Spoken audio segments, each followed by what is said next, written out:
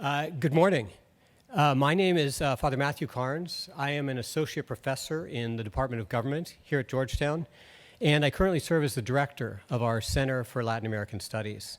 We're delighted today to partner with the Latin American Leadership Program, represented here by my colleague, Ricardo Ernst from the McDonough School of Business, and with support from the university's Latin America Initiative and its Latin American Board.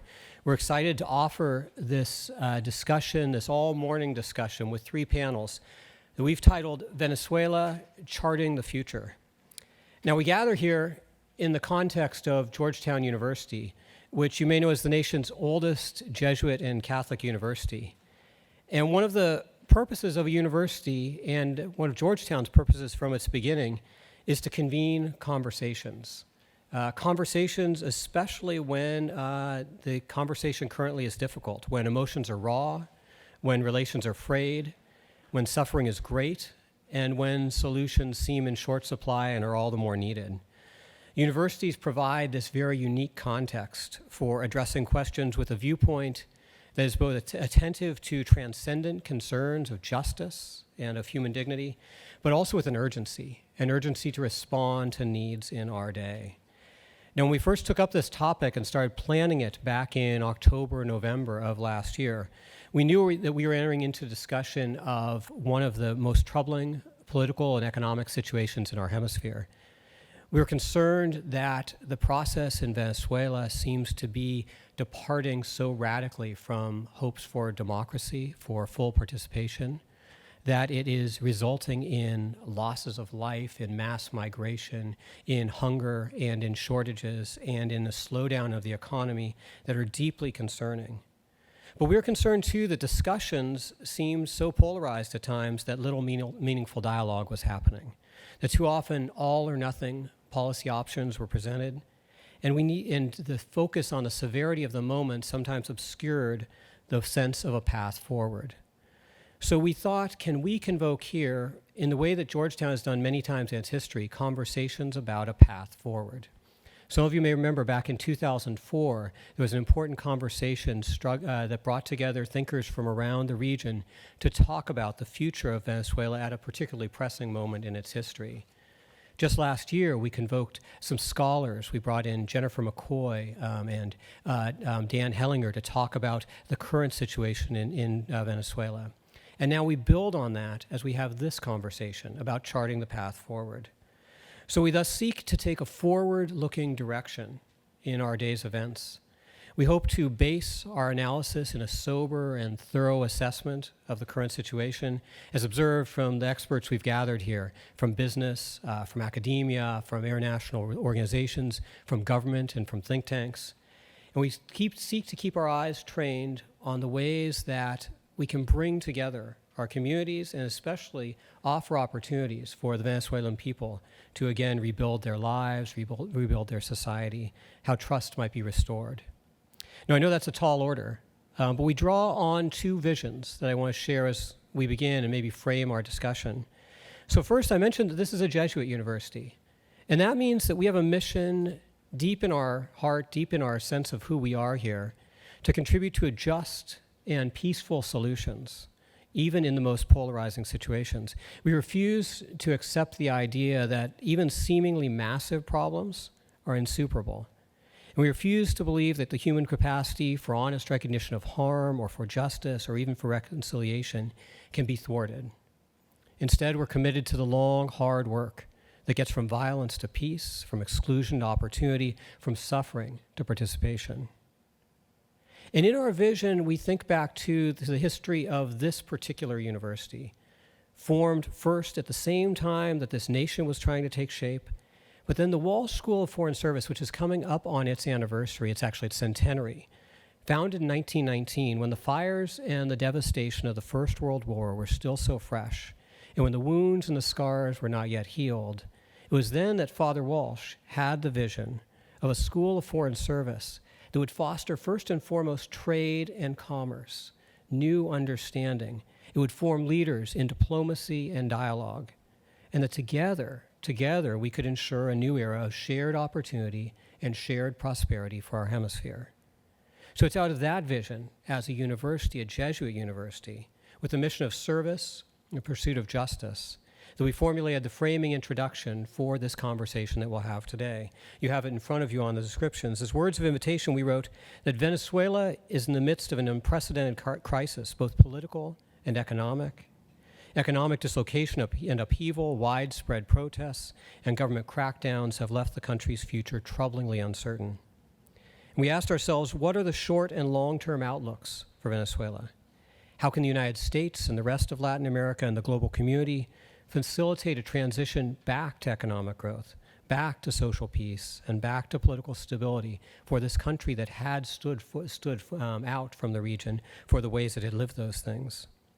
So we've convened this day-long discussion of these critical questions. We'll have 3 panels, each of which focused in a particular way. The first more on the economic and business issues, the second on the political issues, and the third on the social repercussions. We've brought together leaders from business, from policymaking, from civil society to talk about these issues.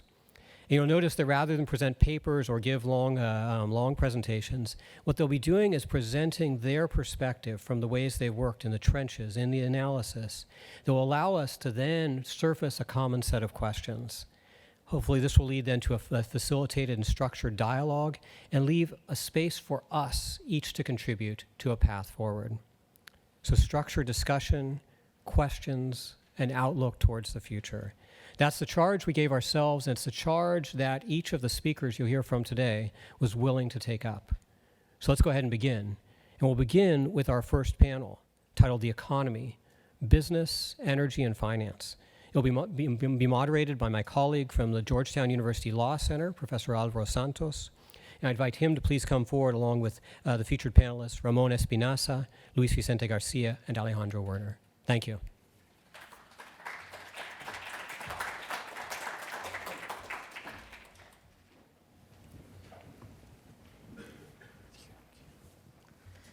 Hola, soy Ramón Espinaza. Sí, mucho gusto, encantado. ¿Qué tal? ¿Cómo estás? Well, good morning, and thank you very much for the invitation.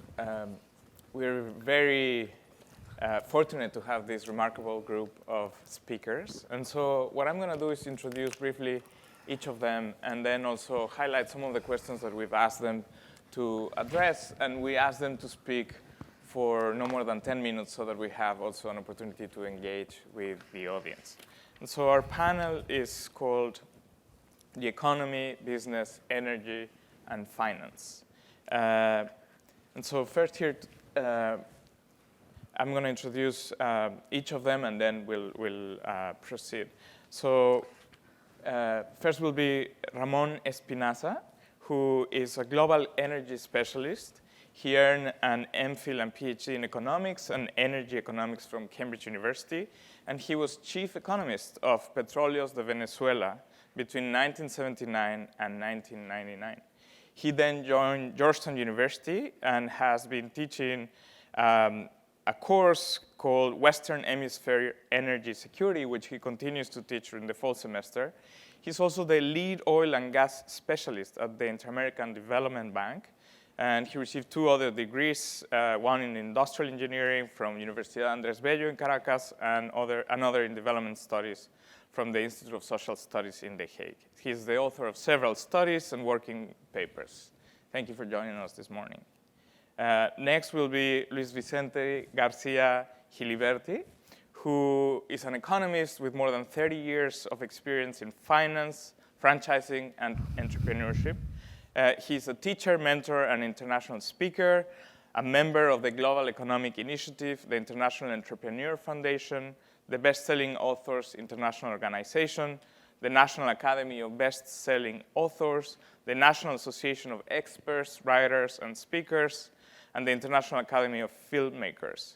He's also the executive producer of the documentaries Armonía, Transforming Poverty into Life, and Return to Esperanza, which was awarded an Emmys for social cause.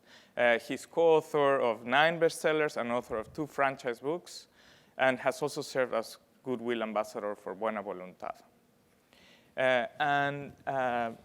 Then finally we have Alejandro Werner, who is a Mexican economist and is currently the director of Western Hemisphere at the International Monetary Fund.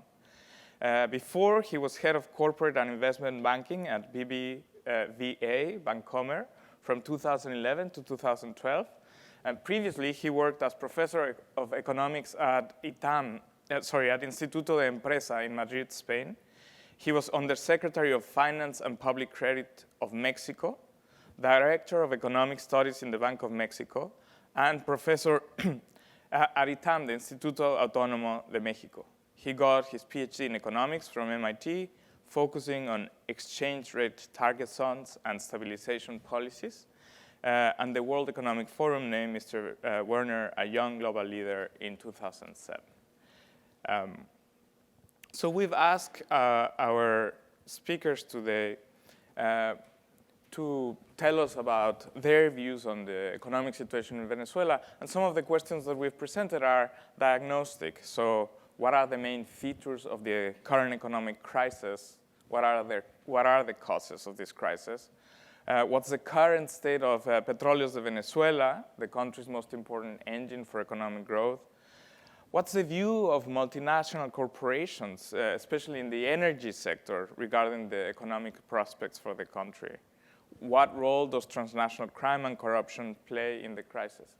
And finally, we've also asked them to share if they have some prescriptive suggestions. What policies, both domestic or international, can best address the current economic situation? So thank you again for joining us this morning. And we're going to start with Ramon Espinaza. Thank you very much. First of all, thank you to Georgetown University, to the Center for Latin American Studies, to which I have been affiliated for almost 15 years now. Thank you, Father Carnes, better known as Mateo Carnes in Latin America. Thank you to the School of Business. I have organized the presentation in 3 parts. First is a description of the operational situation of the sector with a few numbers, then the origins of this crisis, at least from the oil sector perspective, and then some policy recommendations. First, the numbers. Production is at present, including liquids, it's 1.7 million barrels per day. That's half what it was 20 years ago. It was 3.4, now is 1.7, it's a drop of 50%. However, PDVSA's own production, because the bulk of production nowadays is private production in Venezuela, PDVSA's own production has fallen by 80% over the last 20 years. The second point I want to highlight regarding production is that production is at present collapsing. It has fallen by more than 500,000 barrels over the last year. It was 2.27 million barrels per day in January 17, and it is 1.75 million barrels per day in January 18. Then if you see a graph, I painted that graph for a presentation I was doing a couple of days ago, and it's a vertical line, the present shape of production. Then let me put this in relative terms. Production per capita, as compared to 20 years ago, now it's roughly 20 barrels per person. If you divide production by population, is 20 barrels. It was 54 barrels 20 years ago. It's 170%, the amount that was produced 20 years ago. This is important. This is oil revenue per capita. And with my colleague Carlos Zucker, we made these calculations. Price 20 years ago in today's dollars was $30 per barrel, times the production, which was all of it sold at international prices. Oil revenue per capita was $1,500. $1,560 per capita. Oil revenue today, the price is $50. It's 40% higher than it was 20 years ago. But revenue per capita is 460. It's 1/3 revenue per capita today as compared to 20 years ago in real terms. And that's not because of price, obviously, but because of the drop in production and not accounted for production in the sense that it's given for free, a share. An important share is sold, is given away at the domestic market. And that's important. I'll dwell on that. And finally, the number of employees has increased almost fourfold. Then production per worker 20 years ago was 31,000 barrels per worker at PDVSA. Now it is 6,500. It's 1/5 what it was 20 years ago. A key point is domestic consumption. Domestic consumption today is roughly the same as 20 years ago, but as a share of production, today is 28%. Roughly 3 in every 10 barrels go to the domestic market and are given for free. I emphasize that. As a share of production, the same amount 20 years ago was 14%, half, and it was sold at international prices. Exports. Drop in production and increase in domestic consumption has meant that exports have dropped by 60%, total exports, from 3 to 1.3 million barrels per day. Most important, by far, the most important market for Venezuela, not just in volume terms, but also in economic terms, where the barrel gets the maximum value, exports to the US. In 97 were 1.8 million barrels per day. Today is 500,000 barrels. Export to the US have dropped by 72%. And exports to the non-US have also dropped, but by a smaller share. Then in terms of exports composition, this is important. They have moved away from the US, away from South America and Europe, towards Central America, the Caribbean, and Asia. Asia was not a market 20 years ago. In 2016, it was as large as the US. I'll stop there regarding the operational situation. Let me we're in a Catholic university. I'm going to talk about the original sin, where the original sin lies, the origin of this crisis. The most important landmark for this is the 2003 crisis, when half the employees of PDVSA were fired, 17,000 out of 35,000. That was half the labor force, but most important, it was 2/3 of the professionals and skilled labor. I had left because of, very simply, but they were making my life miserable. I left in 2000. All my colleagues that remained in PDVSA left in 2003. 17,000, and the average experience at the company was 15 years. Then all of a sudden, 255,000 years of specialized knowledge were lost, and that has never been replenished. That huge amount of knowledge. To me, that's the worst loss. That's 2003, and the second landmark is 2012, when revenues began falling, national revenues. Then investments in the oil sector began falling very rapidly. Then the question we should ask ourselves is why production has not fallen up to now? Why didn't it fall earlier, 15, 20 years ago? The reason for that, and you have to think about it to realize what happened, is that a number of contracts with private companies were signed in the late 1990s, what was called at the time La Apertura. By the way, I was doing consultancy at some point in Kuwait, and they referred to it as La Apertura in Spanish, not the opening. It was internationally well known, that Apertura. And as a consequence of the investments made by private companies in two big areas, the Orinoco strategic associations and operational contracts in different individual fields, 1 million barrels additional production came on stream in the early 2000s, between 2000 and 2006. Then production by PDVSA began falling, but private production came in, then it compensated. Then in the aggregate figure, Venezuelan production didn't start falling in earnest until after 2010. But that was because of recomposition of production. Had the production level of PDVSA at 97 been kept, by 2010, Venezuela would have been producing 4.7 million barrels per day. That's another way to put it. And it was producing less than 3 million barrels. Okay. Third point is reconstruction. First is that private companies produce more than half the crude oil is being produced in Venezuela nowadays.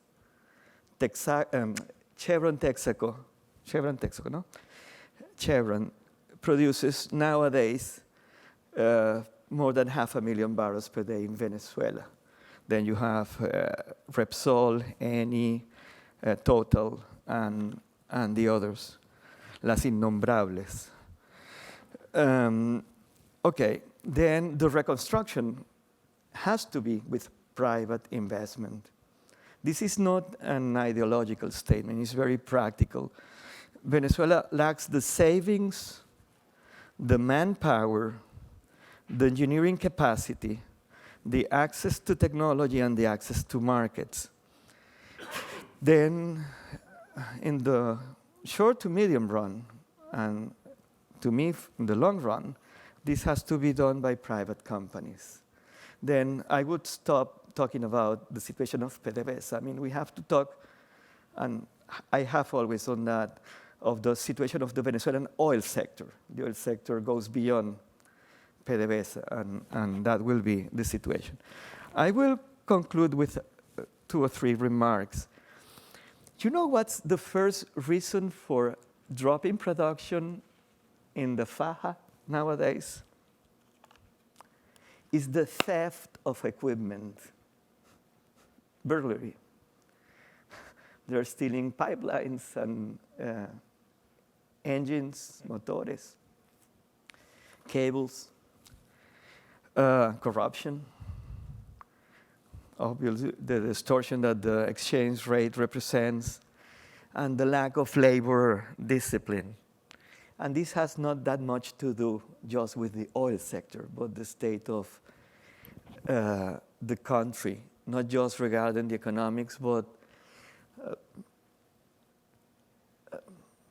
much deeper circumstances regarding to ethics of labor, to basic norms of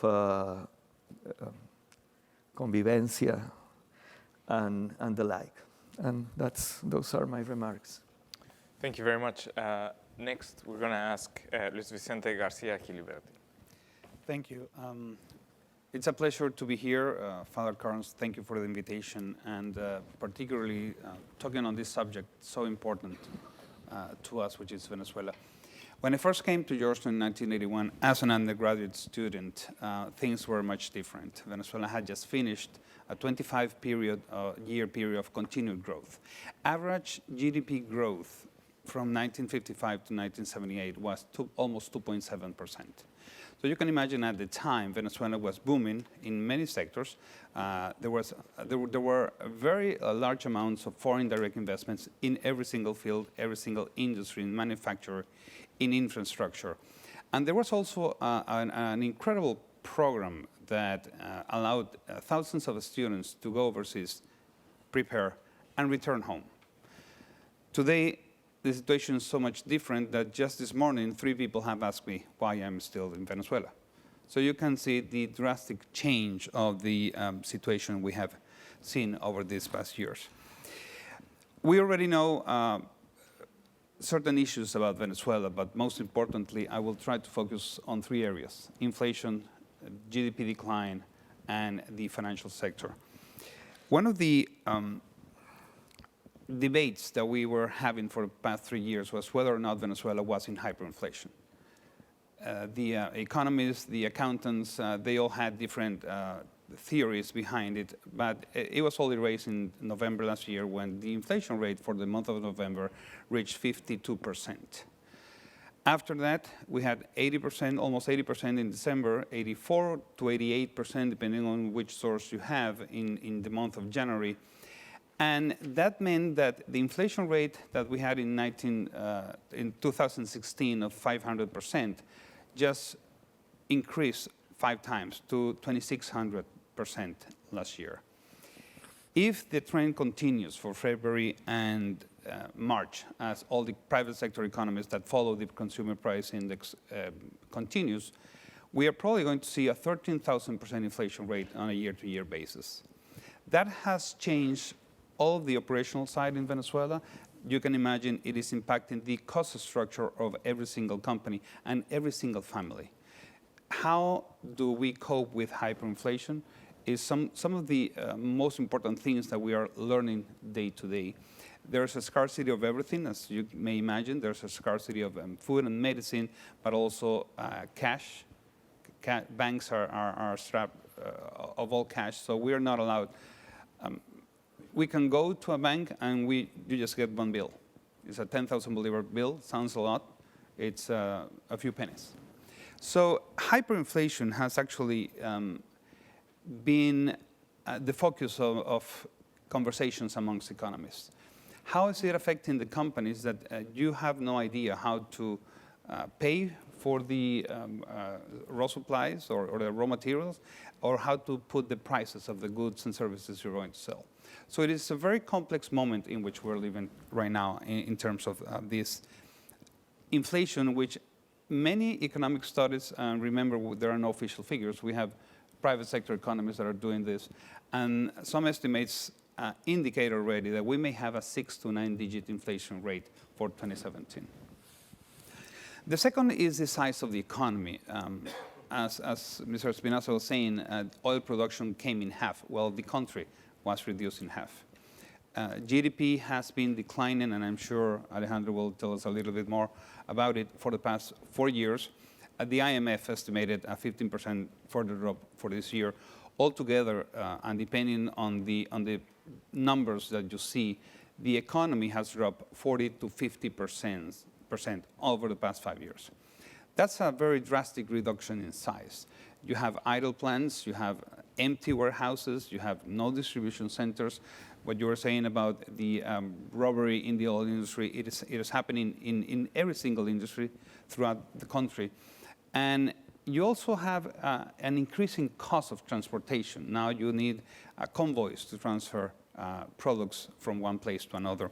So the size of the economy, we are seeing that in lower production, drastic lower number of transactions. And every single day, you just hear that a company didn't open, a store didn't open, and this is having direct implications on the economy. And you can imagine there's no measure of productivity, there are no talks of performance, there are no implications on what all of this will mean to sustainability. But at the end, it is very difficult for companies to operate today in Venezuela. I am briefly going to touch on the exchange controls. You know, we have exchange controls since 2003. This has not allowed companies to access foreign currency. The government imports 90% or 95% of oil foreign currency. So having access to foreign currency allows the companies to grow, and we haven't had that. Since last year in August, the auctions for the private sector and people were suspended. There have been 2 this year. The official rate, the official bolivar rate, went from 3,000 bolivars per dollar last year to yesterday's auction, which closed at 29,000 bolivars per dollar. But the scarcity of dollars, it has had an implication on the parallel market rate. It went from 1,000 bolivars late in 2015 to 230,000 bolivars yesterday. So the impact of accessing foreign currency now you need to go through brokers in order to import certain goods or to purchase certain goods and raw material within Venezuela. So again, the process of transformation of a company in its cost structure, in its dealings with the economic sectors every single day is getting more difficult every time. And the financial banking or the banking system in Venezuela today has no capacity to finance a program for a company. Bear in mind that today many companies are only living on a 7 or 10-day working capital. With the increase in inflation, with the reduction of cash availability, with the necessity of everybody to receive payment before you sell the products, this is getting to become a very complicated situation. And in an oil-producing country, what Mr. Espinosa just mentioned, it actually portrays what the country is suffering today. The government controls the increases on the minimum wage. And for companies, you have to bear in mind that where your economy is reducing and you're selling less, and now you are imposed with higher wages and higher food bonuses, there have been 7 wage increases since January last year. And the 400% increase that the employee got in minimum wage, it only represents $1 to $2 today for a total month of income. So we will probably talk about poverty in one of the last panels, and all of this is having important implications. One of them is migration. For companies, what it is implying is that we have no people. Our employees are leaving. The number of Venezuelan citizens overseas ranges from 2.5 to 4.1 million, depending on which study you read. But the implication it's having on the country is that there is a lack of forced labor. So you don't find engineers, technicians, nurses, doctors. They're elsewhere. So for the companies to continue operating with that environment and without people, then it's getting more difficult every single time. I was just in Miami where I met Alejandro, and we were talking with every single regional company, the implications, particularly in the bordering countries, of what this is having, the impact the migratory effect is having in Colombia, in Peru, Ecuador, and in Brazil. And so how do we combine all of this for a company? At the Venezuelan-American Chamber of Commerce, of which I am the general manager, our mission is to promote free trade, free enterprise, and free commerce. And of course, it is very complicated these days to work on that. Because the reality is that companies are leaving the country, are being reduced. Both foreign and domestic companies are feeling the same impact on the economy, on the inflation, on the exchange rate, on the lack of employees.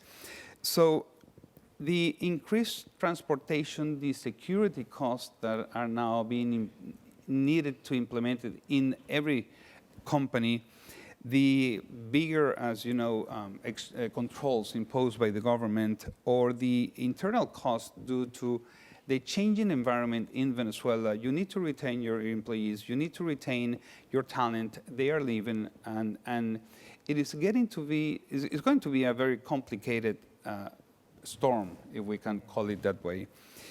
The reason of how we got here, I think it will be a subject throughout the day, but in a country where all what we see is negative, there are a few things that need to be pointed out. When I was asked to give these remarks, I was asked to talk also on the challenges and the opportunities of the Venezuelan companies. There are small opportunities. Service industries may export from Venezuela, and people may be able to benefit from the difference of exchange rate. The scarcity of products is allowing Venezuelan companies to find other sources. So local production is increasing both in the industrial sector and in the food sector, but altogether is not enough. It's a very minimal, and it's having a very minimal impact on Venezuela. So to summarize this first part of the presentation, I think we're entering a hyper year. Not only a hyperinflation, as we all know, it's hypermigration, and the most important issue will be a hyper malnourishment of our citizens. And a note on the press was actually overseen a few weeks ago, where students from 3 universities got together: Universidad Central de Venezuela, Universidad Católica, and Universidad Monte Ávila. Usually they went individually to the Harvard Model of the United Nations competition. They all went individually. This year they got together and they decided to participate together as a single representation, and they won.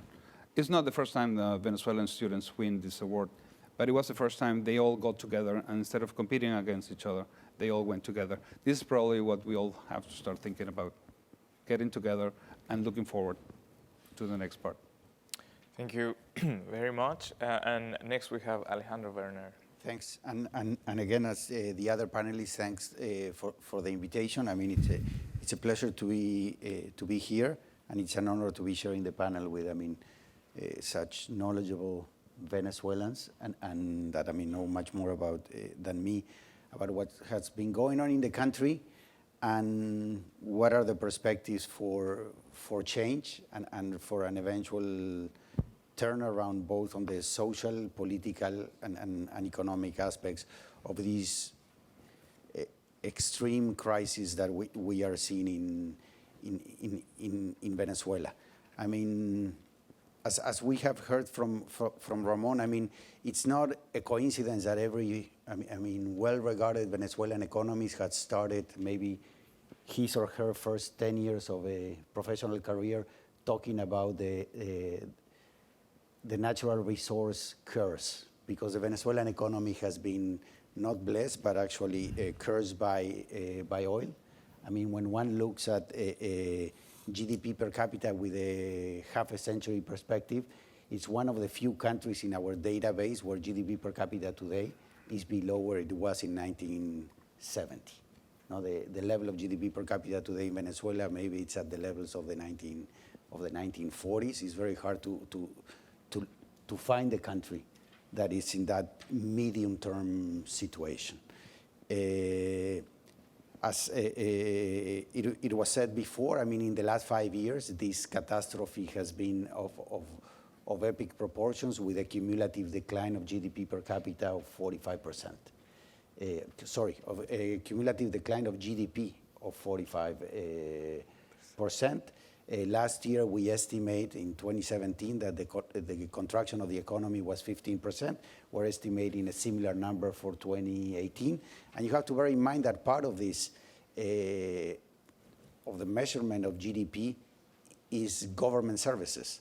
And government services are taken into account more by inputs than by outputs. So if one actually thinks of the collapse of public administration in terms of the services it produces, maybe the collapse of the Venezuelan economy is even larger, because the way we actually measure government expenditure. So this is something, again, when you look at the historic database of the IMF to find a 5-year period, a country and a 5-year period in which you have seen a collapse of 50% of the economy, I mean, those are situations of war, famine, of huge external stress in an economy. I mean, you don't find these episodes almost anywhere of man-made disasters in an economy, and that's what we're facing. As was said before, I mean, for 2018, we're projecting GDP to contract by 15%, inflation to reach 13,000%. I mean, inflation already reached hyperinflation levels, hyperinflation being defined by the Kagan definition, that it's a monthly inflation higher than 50%. And Venezuela, I mean, passed that threshold sometime at the end of last year. And then, I mean, on top of the contraction that we have seen in the Venezuelan economy, that is much more driven by the general macroeconomic disorder and the microeconomic distortions and the social, and let's say the breakdown of the fabric of society that was being described. On top of that, now you will have, I mean, all the additional distortions that hyperinflation imposes on an economy. I mean, obviously, this has led to the people that are measuring these numbers, I mean, to have, for 2017, a poverty measure of 87% and extreme poverty being 62% in Venezuela today. And that leads us obviously to the humanitarian aspect of this crisis, in which, I mean, homicide rate, it's 90 homicides per 100,000 people, one of the largest in the world. Average weight loss is being reported that it has been, that it was 8 kilos on average in 2016 and 11 kilos in 2017. I mean, the scarcity in terms of health services has led to significant health crisis, and now, I mean, migration is significantly picking up. I mean, some numbers that we have seen point to 1 million people leaving the country, I think in 2016, and 1.5 million last year. Those are the estimates that we are picking up. What is behind this? I mean, this is obviously a multi-dimensional crisis. I would say that at the beginning, it had its origins on the macroeconomic distortions. I mean, if we go back 10 years, I mean, an economy that gradually has become totally a state-centric economic model. Almost all prices in the Venezuelan economy started gradually to be controlled by the state. Pervasive use of foreign exchange and trade controls, leading to all the scarcity problems that we heard before, and relative price misalignment, of having gasoline being free and having basic goods at market prices being completely, extremely expensive, given the scarcity value of these goods. So one thing is the move towards a state-centric economy with a pervasive use of price controls, et cetera, that has led to a loss of economic signals to actually generate an efficient allocation of economic resources in Venezuela. I think the second very important dimension of the collapse of the economy and society is the institutional decay that we have seen in Venezuela. I mean, without getting into the details, when one does a very casual reading of all the institutional indicators that we have available, Venezuela, it's either the worst country of the sample, or it's within the 5% of the countries that have a lowest reading. I mean, if we look at the doing business indicator, Venezuela is country number 187 from 190. If you look within the global competitive index of the World Economic Forum, in terms of the quality of institutions, Venezuela is the worst country in the sample. If you look at goods market efficiency, the worst country in the sample. If you look at labor market efficiency, I mean, the worst country in the sample. So in a sense, I mean, this is a country that has ceased to function eventually the way normal countries work, and institutionally, I mean, it has, the institutions have broken down. And obviously, and the last dimension of the crisis, I would say, is obviously a macroeconomic collapse, no? Where we have, I mean, a huge public sector deficit of around 15% of GDP being financed by money creation, leading to the hyperinflation that we have talked about. And in the past, a very large increase in government and quasi-government expenditures being done, not only through the budget, but through all this quasi-fiscal mechanism, PDVSA being one of the most important of them, that this has led to the collapse of investment. So not only collapse of investment, but negative investment, because we're seeing all this looting of the capital stock in the economy. And we have to reach out to this thinking that maybe some economies did in Eastern Europe, et cetera, the economies of looting, the economies of disorganization, because that's what's going on in the country, you know? So and obviously this was worsened by the collapse in oil prices and the collapse in oil production, but a lot of the signals of of this economic crisis were there even before the collapse in the price of oil. The economy was already stagnant, investment had already shrunk significantly, and inflation was already picking up before 2014. Obviously, after 2014, things got extremely worse. From the financial side, I mean, debt as a share of exports is 500%, a ratio that we don't see in any other country. I mean, it would be impossible for the country at this pace, obviously, to sustain these levels. And the spillovers to the rest of the region have first taken place through trade mechanism as exports to Venezuela have collapsed. I mean, obviously, on the financial sector, we haven't seen important spillovers, given that this is completely anticipated by the markets. And now the most important spillovers, I would say, is on the migration side and potentially on the health side, as we're seeing a lot of infectious diseases, I mean, to come back to Venezuela, infectious diseases that have disappeared from the region, and with these migration numbers, this thing is going to spread to neighboring countries as well, and that will be a very worrying sign. Just to close, I mean, people that have been discussing, I mean, obviously what to do when authorities will focus on trying to fix this situation. I mean, obviously the first order of business will be to address the humanitarian crisis in the country, addressing the health issues, addressing the nutrition issues that are affecting the population. But after that, I mean, obviously, an important macroeconomic program that addresses the medium-term sustainability of public finances, and therefore control the hyperinflation that is hurting the country will be key. Behind this, a very important lever of fixing the economy will be the oil sector that has been the driving force of Venezuela. And even if one thinks that one would like to see the Venezuelan economy diversified out of oil, it will get out of this crisis with oil.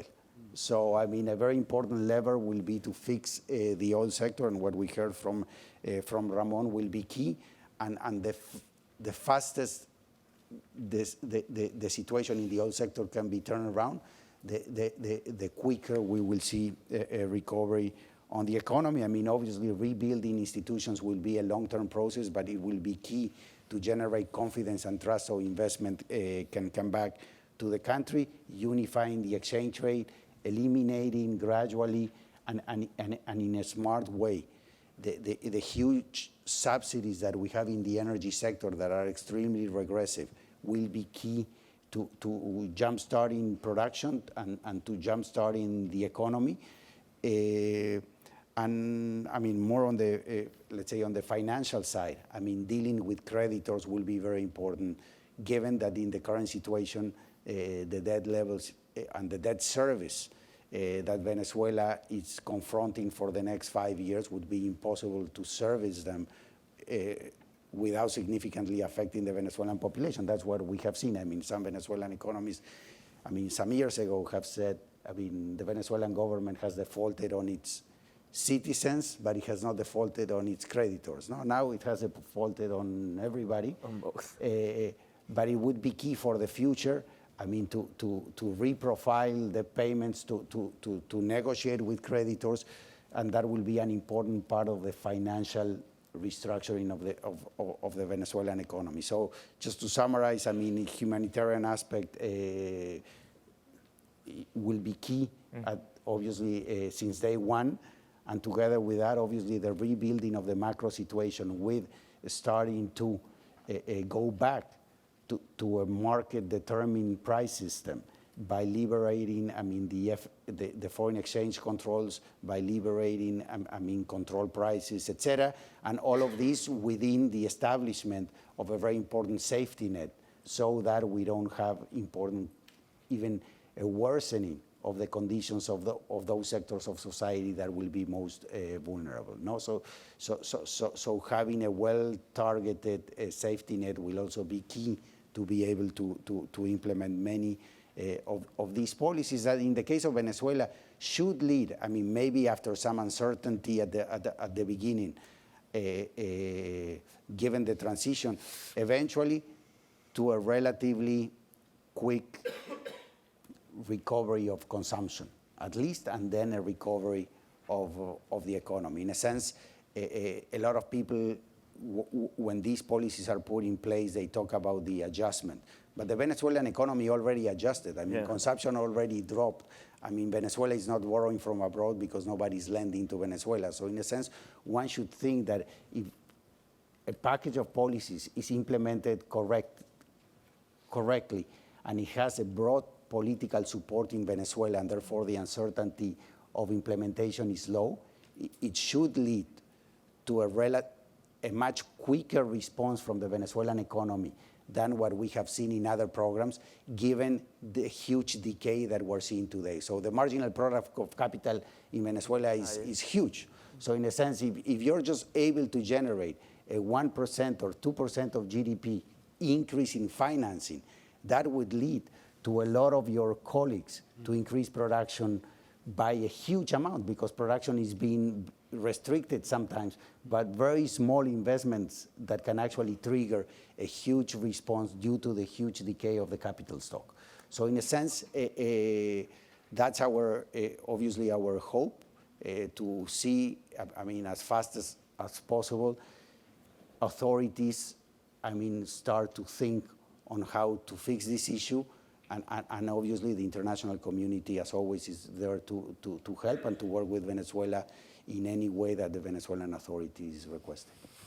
So thank you, Alejandro, and thank you to our speakers. We have now a comprehensive account of the crisis in the country, what caused it, and also some proposals on the table as to how to address some of these concerns. And now we're going to open up to the audience for questions and comments.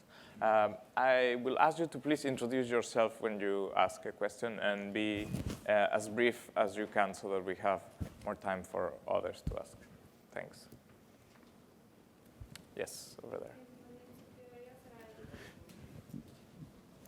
My name is Sofia Vegas, and I am from Venezuela, an SFS student. I was wondering, this kind of has to do with how Venezuela's oil sector, like Venezuela has to diversify and how it's using its oil sector. On El Petro, which is the cryptocurrency that the government has implemented, I just can't seem to understand how the government is trying to back up a cryptocurrency with oil when its oil production is so low, and how does it plan to kind of recover from this crisis in using oil? Like, I don't know, I guess. I don't know if you can understand my question. So who would like to? I understand the question. I don't have an answer.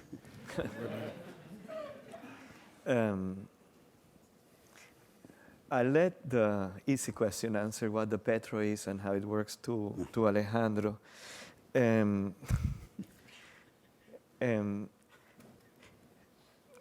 We, for decades, since the Uslar article in 1934, Sembrar el Petróleo, have thought of diversifying as getting away from oil. And that has been a gross political mistake. You have to diversify around where you have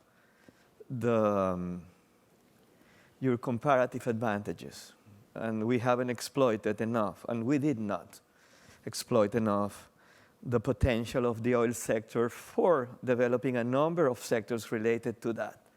We have examples in the 90s. I mean, we had an electronic industry that developed around PDVSA in electronic control of fields and telemetrics and the like. And those were small Venezuelan companies producing. We were producing valves, pipelines, heat exchangers. And these were Italians that were based in the east coast of in la costa oriental del lago. And they came as immigrants and built these huge steel mills that were steelworks that produce goods and services. But it was spontaneous, as it should be, but never had support, because we always were an oil country that thought we would rather be an agricultural country. the idea of sembrar el petróleo is taking the rent out of the oil sector to develop the agriculture. I mean, that's very explicitly said by Uslar. And I believe that's a mistake we made and we have not to repeat. And that's, I believe, why Alejandro was saying that the way out is through the sector, not just the oil sector, but the sectors where we have comparative advantages. We have very cheap energy because we have electricity, and not because of oil, because of the hydro and gas. Then we have a potential there, and we were developing that potential. We were producing cement and ceramics and aluminum, and all of those goods are energy intensive. And without subsidizing electricity, we could produce those goods. Then the Chileans look ahead to produce more copper, not less copper. And they're proud of being un país minero. Then, and the same with the Peruvians, and the same with the Argentinians, that now they get away from the curse, and they are looking forward, and they are developing the litio and the reserves in Neuquén of shale oil and gas, and the gold mines in the south in Patagonia. Then as a continent, we have to understand what we are and prosper at around that. I always ask my friends, do you think if the Orinoco Belt was in Japan, would have been developed decades ago? You know? Norway, I mean, they developed. They don't have gas and lead. And now, you know, there is this rhetoric of environmentalism, but they are going beyond the Arctic Circle to develop the fields. No. Then that's my answer to the question of diversification. All right. So does anybody want to answer the question Just of cryptocurrency? 30 seconds, I think you have answered the question yourself. I mean, in a sense, at the end of the day, oil backs all of the liabilities of Venezuela. That's it. It backed Venezuelan sovereign debt, it backed PDVSA debt, and it backed the Bolivar. When the situation in Venezuela was such that oil was extracted at a relatively efficient way and things were managed even poorly but normally, then all the liabilities were sustainable. So in a sense, you're totally right. By just creating a new liability and linking it a little bit closer to oil, you don't solve the problem because that was the asset that was backing every liability before, and it already was not enough to back them. So if you don't change the fundamentals that are making the country not able, even with its oil, to back the liabilities, you can do as many monetary reforms as you would like, but you would not be solving the fundamental problem. An advice from an old man, don't buy petros. I mean, that can be. All right, let me take a couple of questions before we proceed. So, yes, the gentleman over here. David Molansky, visiting scholar at Georgetown University. Let's suppose that there is a change in Venezuela in the next month. Which are the main policies do you think that has to be implemented to recover oil industry, energy industry? Thank you. All right, and then behind, yes. Do you want me to go ahead? Yes, please. So we'll take 3 questions and then come back to the panel. Okay. Alejandra, also from Venezuela. I work here at Georgetown. My question is, well, kind of 2 parts. Ramon, you mentioned private investment being the way to kind of get out of this. What are the minimum assurances, in your opinion, to create an atmosphere where there is, like, where companies and entities are willing to invest in Venezuela? And to Alejandro, how do you deal with a humanitarian crisis in a country where its government essentially refuses to accept that there is one? And then finally, over there. Yes, the gentleman over here with the glasses. Thank you. Greg Bernstein from the MSFS program. In terms of the oil-backed assets and also debt restructuring, which I believe Alejandro mentioned, given Russia and China's involvement and their continued largesse for backing those assets, how does the debt restructuring happen both inside the IMF as well as out? Thank you. All right, thank you. So now let's come back to the panel. I'll link David's and Alejandra's part of the answer. Trust. Trust is that companies and investors trust policies. And in that regard, something I believe you said, I mean, this has to be a very broad policy. It has to be a transition government with a very broad political base. It has to be trusted. That's the name. I believe something similar to what happened in '58 in Venezuela. No, that government of transition, they made a number of reforms, and no one remembers that, but that was very important because Venezuelans and the international community trusted. They are producing oil in Iraq. They have increased production by 2 million barrels per day over the last 10 years. And I don't know whether you know this, but Iraq is in war. Then the oil companies are not risk adverse, and they are producing oil in Venezuela. Then they need little, but they need property rights, but trusting whatever the new government says it's going to do. But David, you're a young politician. You have to lower expectations in the short run. And I think that's a key. If I had to give you one recommendation, it would be to lower expectations, that this will take time. And the fruits will come immediately, because you don't have to produce an additional barrel to make a huge change in the perceptions of the population. But for that, they need to trust you. And they will trust you more if you say that you are going to go step by step than saying that you will increase production in twofold in 2 years. That is impossible. If I may add something, most of the discussion goes towards the energy sector or the oil sector and PDVSA, but let's not forget the private sector. Yeah. As we all know, the private sector is one that generates employment, creates products and services, and we don't hear any conversation at all in Venezuela regarding the private sector. Besides the realities that we are all living that I explained briefly, the complexity of the private sector today and the investment that is going to be needed on the private sector to move forward, it is something out of the conversations today. So I think we need to bring this into some point at a certain time. I think the whole set of policies that, in the abstracts are being discussed as needed in Venezuela to stabilize the economy and are all of them triggered towards generating a very important reaction by the private sector. So as you say, the liberation of FX controls, the unification of the currency regime, eventually the availability of foreign financing and some foreign concessional financing, all of that would actually allow the private sector to reestablish an investment and productive process that is going to be key.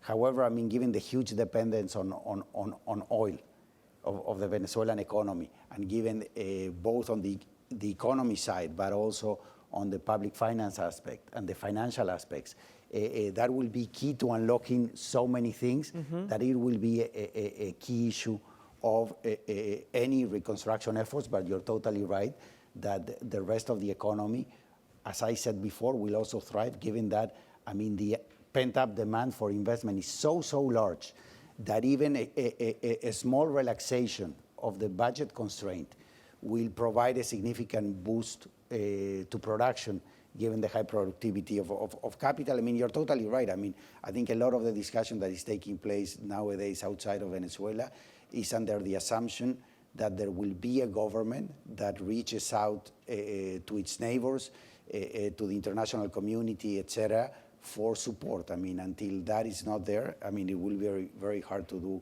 a lot of the things that will be discussed in many of these fora.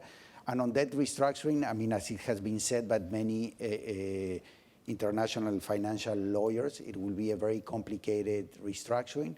On the one side, given the complexities of the sovereign and PDVSA's debt, the PDVSA debt not having collective action clauses, and the need for PDVSA to fix their debt situation relatively quickly, so it generates the least possible consequences on its productive capacity.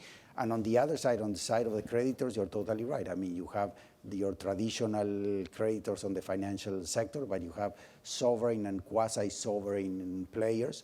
a huge stake in Venezuela, and with financial instruments that at this stage we don't know because they have not been made public. So it's very hard to think of the implications of them. But hopefully, I mean, some of these players will also play a constructive role in the renegotiation of debt and incentivizing, I mean, the private creditors to agree on some kind of deal relatively quickly. All right, we have time for another round of questions. So yes, over there, and the mic is coming. Yes. Hi, I'm Matias. I'm from Venezuela too. I'm a senior here in the MSB. And my question is, so inside of Venezuela, there's currently a lot of hope placed on the international community to come in, and specifically in the U.S., to play a decisive role in helping the Venezuelan economy surge again. Yet there are international sanctions as well that are making it harder and harder for the economy to function. So I guess my question is, how do you think the international community will treat the Venezuelan crisis in 2018, and what can they do tangibly in order to help the economy and, more importantly, the Venezuelan people? All right, we have another question over here.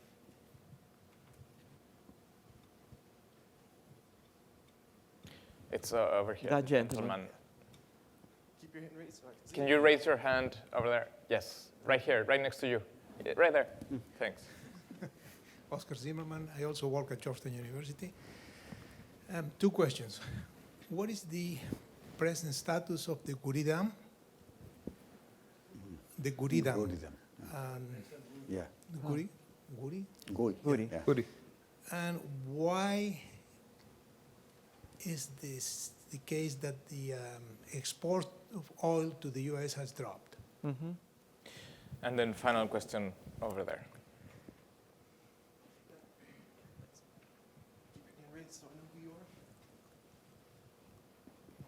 Thank you. Alberto Alfonso, a recent graduate from Georgetown SFS. And my question is that I see that the panel is sort of at least in implicit consensus, or at least slightly divided on whether Venezuela in the future should move out of oil dependency. I mean, that is a fact. That is what led to many of the problems nowadays. But I'm wondering, what is the recommendation from the panel, whether in the future either leave a short period of oil subsidies to jumpstart the economy, or for us to go through another phase of ISI, and how could we prevent ISI to be another failure in Venezuela, or what else could we try to do besides foreign investments? All right, thank you. So let's come back to the panel. Guri, do you remember that for years they were measuring the level of the water, whether it was a drought or a rain? That's not the reason why they are not producing electricity. It's because the turbines are deteriorated. I mean, they were built and installed the first in the 1960s, and they need to be replaced, and that is being done now. They are replacing the first 8 units out of 24. But the dam is quite deteriorated as it is, the hardware of the dam. The reason why exports to the U.S. have fallen is because we're not producing enough oil. I mean, it's not sanctions, it's not anything to do with that, but the production has fallen. We have commitments to Asia, and then I believe they are and that's a rational thing to do, is exporting as much as they can to the U.S., but they cannot export more. It's 500,000 barrels as compared to 1.5 million 20 years ago. But to me, that's the reason. It's not ideology, it's not sanctions, it's just because they are not producing enough. Our other two panelists, would you like to add something? We have also a question about what the role of international community or the U.S. could be in the humanitarian crisis. Yeah. As I said before, I mean, I think in terms of helping Venezuela, I think a lot of international agents would need a government that reaches out to the international community for support. No? So to the extent that is not there, a lot of the international support, as I said, being granted or potentially being granted by neighbors and the international community is waiting on the side. and thinking eventually what to do when Venezuela reaches out with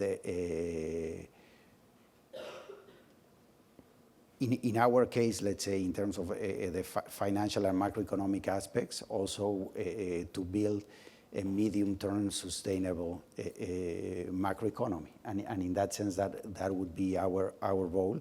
I mean, you have institutions here in Washington like the World Bank, the IDB, et cetera, in which they will they potentially can go in with significant sectorial, social, and humanitarian policy designs that is their expertise, and to cooperate with the thinking and analysis that will be done domestically, and with the financial backing that these institutions can support, through some types of emergency financing, and after that, through more traditional, on their case, medium-term lending, and in our case, slightly shorter-term financial programs, if that is what eventually the authorities of Venezuela think that they also need. All right, thank you.